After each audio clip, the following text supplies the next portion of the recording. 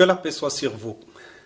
Plusieurs personnes prétendent connaître ou faire connaître la vérité de l'islam ou de son histoire à partir de textes à l'allure religieuse, mais qui n'ont rien de religieux. Ces personnes peuvent être des musulmans sincères qui le font par ignorance ou des ennemis de l'islam qui le font par méchanceté, par préméditation. Ainsi, on oublie ou fait semblant d'oublier que le seul texte qui dit la vérité de l'islam, c'est le texte de celui qui a instauré l'islam, de celui qui lui a donné le nom et la définition, en l'occurrence Allah, l'infaillible. Donc, c'est se mentir à soi-même que d'y aller par quatre chemins au lieu d'aller droit au texte légitime, le texte véridique, Al-Qur'an, le Coran. À ce propos, on s'intéressera aujourd'hui au fait que l'auteur du Coran, Allah, se présente comme ayant des capacités que l'homme n'a aucune chance d'avoir puisqu'Allah est le véridique. Justement, Allah ne cesse de nous rappeler que c'est lui qui possède le savoir requis pour dire la vérité. Il possède tout d'abord le savoir inégalable. Voici comment il fait son autoportrait dans la sourate intitulée An-Nisa, les femmes, verset 26. Wallahu alimun hakim. Et Allah est savant, sage. Dans le texte sacré, les deux adjectifs alim, hakim, savant, sage sont tout à fait juxtaposés de manière à créer une entité extraordinaire de savoir et de sagesse à la fois. Ce savoir divin se démarque bien entendu du savoir propre aux humains, d'autant plus qu'Allah est savant omniscient, c'est-à-dire qui sait tout.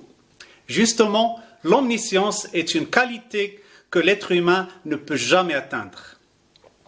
Ainsi, Allah jouit d'un savoir qui embrasse l'univers entier, dont il est d'ailleurs l'unique créateur.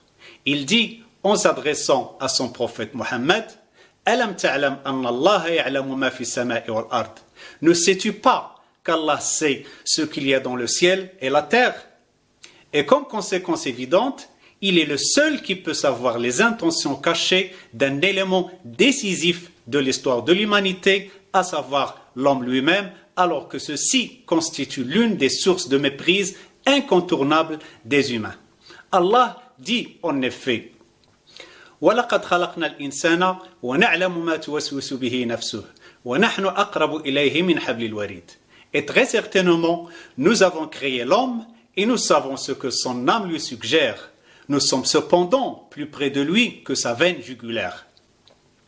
C'est donc lui seul qui est capable d'avoir le statut de témoin infaillible des actions de sa créature, comme le montre le verset suivant où il s'adresse tout d'abord au prophète, puis à tous les humains.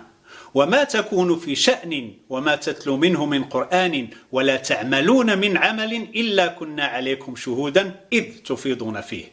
En quelque situation que tu te trouves et quelque lecture que tu récites de ceci et quelque œuvre que vous œuvriez, nous sommes témoins sur vous quand vous vous y lancez.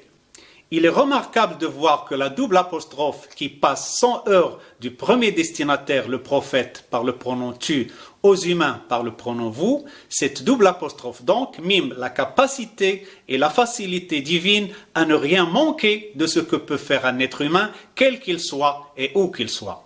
Cette qualité de témoin omniscient trouve son application entre autres dans les modalités minutieuses de l'écriture divine de l'histoire à la fois collective et individuelle des humains. Allah dira le jour du jugement dernier en s'adressant aux humains, هذا كتابنا ينطق عليكم بالحق إنا كنا نستنسخ ما كنتم تعملون. Voilà notre livre, il prononce pour vous la vérité. Oui, nous faisions inscrire ce que vous œuvriez.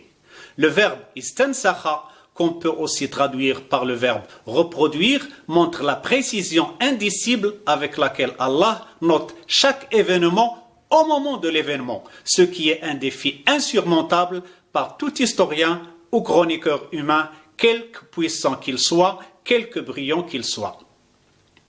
On comprend donc que si le Créateur atteste avec insistance sa qualité véridique, ce n'est pas simplement pour nous en informer, mais pour que nous en tenions sérieusement compte dans notre recherche de la vérité. Voici ce qu'il dit. فالحق والحق أقول. La vérité est, c'est la vérité que je dis.